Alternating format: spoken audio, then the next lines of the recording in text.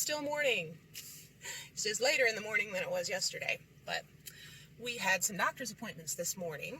So I'm going into work and I'm backing out of my driveway and trying to do that very carefully because our neighborhood can be a little busy around this time. I'm off to start my day. Friday's a later day for me. I only work 11 to 5, so lower stress. And we were able to get the appointments done this morning, and those went well, so that's a good thing. All right, so a little more chatting about online game experience, especially if you're going to be using Roll20 for Paizo games. Pathfinder First, Pathfinder Second Ed, or Starfinder. Paizo uses Roll20 and Discord. So some suggestions for some style points if you're going to be doing online gaming at Gen Con Online or any other online convention in the future and you've never done it before. So as I already told you, make sure that you have your Roll20 account and Discord account set up. And then after you sign up for your game, usually a few days before your game is scheduled to start, you will get an email. And in that email will have a document, usually a Google spreadsheet of some sort, where you will put in your information. This will help you to get your Chronicle sheet quicker. Usually the sheet asks for your name, your character's name, character class, character level, your Pathfinder number, your XP. Sometimes it will ask for your fame.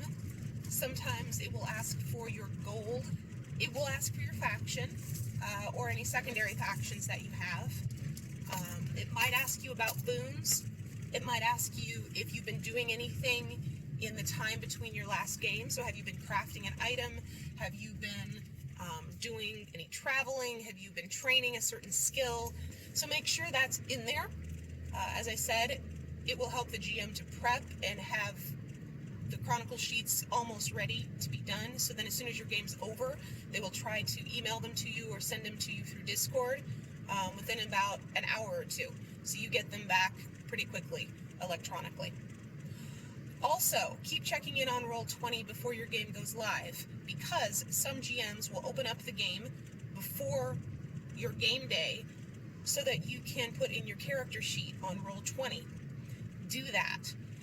Now, initially it will take you a few minutes. The initial load takes a little bit of time, but it is worth the investment, because once it is in Roll20, you can then use that character sheet, export it out, make any changes that you need between games, and then import it in to the next game you play inside Roll20. So if you're playing multiple games inside Roll20 at an online convention, it will already be in there, and all you have to do is make small modifications if you buy items or if you level up, but most of the work will already be done. Why does it matter if you have your character sheet inside Roll20? It's not required, but I recommend it, because if you have it, literally almost every roll that you will make, you can just hit one button and it will do the calculations for you. It will roll the d20 or whatever die number it is, and it will add the modifiers to it. So you don't have to do any math. You just hit it inside Roll20, it rolls it, everybody can see it. Nearly all GMs will want you to roll inside Roll20. I miss the sound of the rolling of my dice, so sometimes I will just roll the die so I can hear the sound of it because it's so satisfying. But then I will also roll inside Roll20, and the Roll20 roll will count. That's to make sure everybody is playing fair, and that nobody is fudging the numbers, which sadly there are some people who do like to fudge those numbers. So if the GM calls for an initiative roll, there's a little button inside your character sheet in Roll20 where you just hit the button for initiative, boom, it rolls it. Don't have to do the math, there it is. So if you hit your character token in Roll20 and then you roll your initiative, it will usually put it on the initiative tracker that everyone's able to see, so it makes it really easy to see who's going to go next in the order. That initiative tracker is very helpful. Okay, it's the day of the game now. 10-15 minutes beforehand, get into the room. The GM will probably be there unless they've been running one right before that, but hopefully they'll already be in there. You'll be able to chat with them, make sure they have the information they need from you, make sure that your character sheet is in there. If they didn't open it up ahead of time, this is when you're going to want to put your character sheet in. So work on getting that in as fast as you can. Hopefully they opened it up early so it's easier. Once you're in there, it's the introduce yourself time, just like it is in a regular con. Once the game starts, be very cognizant of your mute button. Hit the mute button if your kids decide to run through screaming like mine do sometimes. Or hit the mute button if you're going to go to the bathroom because they don't want to hear the toilet flushing. But make sure that you unmute it when you're doing something, because there's nothing worse than getting 3 sentences into describing what you're doing and realize the mute button's still on. If it seems like someone should be saying something and they're not, you can politely ask, hey, is your mute button off? Hey, I think you're still muted. That helps. If the GM is talking and is reading through a box text and you have a question and you need clarification, there is a spot along the right side of Roll20 where you can chat by typing. Type in your question so that you don't interrupt, because it can get confusing with multiple voices, and then you don't have people there in front of you to see. You just hear voices, and that can be hard for the GM to keep straight while they're also trying to read box text at you. So put it into the chat on the side, just type it in. If the GM doesn't see it, you can also just politely remind him, hey GM, I put something in the chat window for you to check out, and they'll look at it. There is a feature called GM Whisper on Roll20. This is the equivalent of the passing the GM a note at the table. So if there's a question you want to ask and you don't want the whole table to be privy to it, whisper.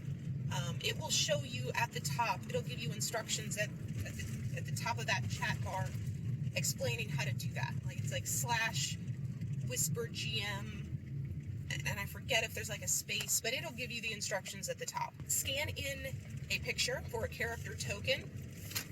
Try to do that ahead of time too if you can. Makes it smoother. And during the game, you can click on your token and there will be 3 little circles above your token's head. It's a green, a red, and a blue, I believe. Most GMs want you to put your hit points in one of them. I think the blue one's in the center, but double check with your GM. Usually they want hit points in one of them, and usually they want your armor class, your AC, in another one. The last one depends. I've seen different GMs do it differently, but usually hit points and AC are going to be 2 you're going to want to put there at the top. And then as you get hit, you will subtract points so the GM can quickly see how injured you are. It turns into a little green energy bar above your character's head so they can see if they're really slamming you versus if you're doing okay on hit points. Those are the big ones. Once you're in there, you want to play around with a lot of the tools that are in there. The line tool, which shows you how far a move action will take you. There's also different ways of rolling dice. You can type in /roll 1d20. That will do it. There's also little symbols for the different dice. So if you just want to click that to roll a d12, for instance, or a d10, and you don't want to type out /roll, that works too. Some people will build macros inside Roll20, especially if they're going to be playing a lot of games. And if it's a character that they're going to be playing many times, you can build macros in there so that it will roll a specific die roll. I'm not great at that. I need to learn how to do that, but I have not yet. So yeah, as I learn about that, I will share that with you in a future video. That's the big stuff. Also be cognizant of your responses to your GM. If the GM asks a question, even as simple as, are we all ready to go? Remember, they can't see your face and they can't see your body language. So it's just a polite thing to be putting little blurbs in there to make sure that you're telling your GM that you're still with them. Don't do it a ton, but a little bit. That helps them to know that everyone's following them and they're all there. A big, long silence with nobody talking is very disconcerting in a game because you're like, is anybody listening? Is anybody there? And you don't have the luxury of being able to see their eyes or see them leaning forward or seeing if they're buried in the player's manual trying to figure something out about their character. You don't have any of that. So if you are doing that, verbalize that. My husband called me in the middle of finishing that last video, and the ringing sound was so annoying that I did not want to subject you to it. So I have mercifully cut that out for you, and it is the end of my day. I just got done with work, and I wanted to just briefly pick up where I left off, which was discussing make sure you are verbally responding to your GM as the game is going on. And if you are not able to verbally respond, let's say you've got really loud noise in the background, those kids are yelling that I was telling you about, then just type in the chat window. Sounds good, thumbs up. Something in there to let your party and let your GM know that you're good to go. Because a silent player when you're doing online gaming, not a good thing. Don't be that guy. Otherwise, those are most of my big pieces of advice. You will get a feel for how your GM likes to run, and that's no different from any other pawn. Some of them are more familiar with Roll20 than others, so have mercy on them if they are fairly new to it and they're getting used to it. You're all going to learn it together, so congratulations, learning will occur.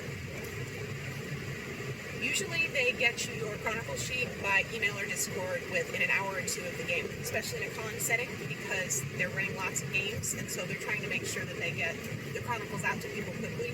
So that's my tips and tricks for online gaming with Roll20.